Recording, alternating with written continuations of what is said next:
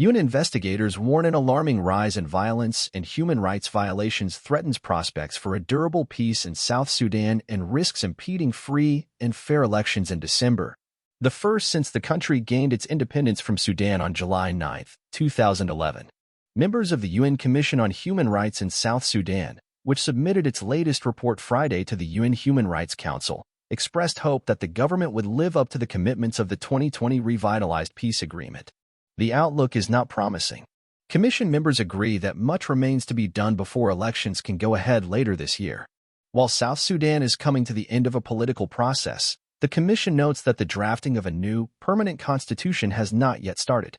Commission member Barney Afako told the Council that entrenched impunity in South Sudan was fueling armed conflict, repression, corruption, and human rights violations, including sexual violence. That, he noted, was hardly an environment in which free and fair elections could take place. Last April, we named senior officials responsible for serious crimes, including extrajudicial killings, torture, rape, and sexual violence, he said. All of them retain their positions, including the governor of Unity State, Joseph Montechuel, and the Coke County Commissioner, Gordon Coang. These two individuals enjoy impunity and have continued to instigate serious violence and violations. The Commission report paints a stark picture of a society where killings, sexual and gender-based crimes, and gross human rights violations against the civilian population go unpunished. It says children are recruited into the army, and militias and armed cattle keepers encroach upon and grab the land of farmers, inflicting sexual violence and mass abductions on women and children. The Commission has documented cases of young girls and women who have been abducted and held as sexual slaves. Afako said many of the victims have testified to being regularly beaten, continuously raped, and threatened with death. The scale, severity, and violence associated with abductions is worsening. These attacks are well planned, he said. Although authorities were often well aware of them, they claimed to be powerless to stop them. Instead, authorities have negotiated ransoms and encouraged families to pay off abductors. We believe this can only incentivize further abductions. He said impunity and lack of justice, accountability, and protection institutions are root causes of violations, including targeted killings, repression, torture, and sexual violence against women and girls. The Commission calls on South Sudan's government to urgently establish transitional justice institutions and allow the country's political process to operate meaningfully and legitimately. Ruben Madel Errol, the South Sudanese Minister of Justice and Constitutional Affairs, called the Commission report deplorable. He said the report does not consider the actions the government has taken to implement the renewable agreement and improve security in the country.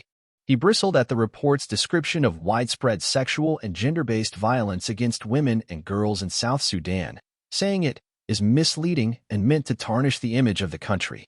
Christian Salazar Volkmann, the director of the Field Operations and Technical Cooperation Division of the Office of the High Commissioner for Human Rights, told the Council that the government has made some concrete progress on institutional electoral preparations. While some signs of openness with civil society were emerging, he said, they were insufficient to create the necessary conducive environment for the South Sudanese to fully exercise their democratic right to vote. Currently, the rights to freedom of opinion, expression, peaceful assembly, and association all remain severely restricted, he said. Censorship, harassment, arbitrary arrests, and detention of journalists and dissenting voices continue in South Sudan. This impedes genuine public engagement in the electoral process, he said. Justice Minister Errol did not take all that criticism lightly. He threatened to end the mandate of the UN Human Rights Commission in South Sudan unless it accepts new conditions. He said the commission must share evidence and names of the individuals and entities accused of human rights violations to the government.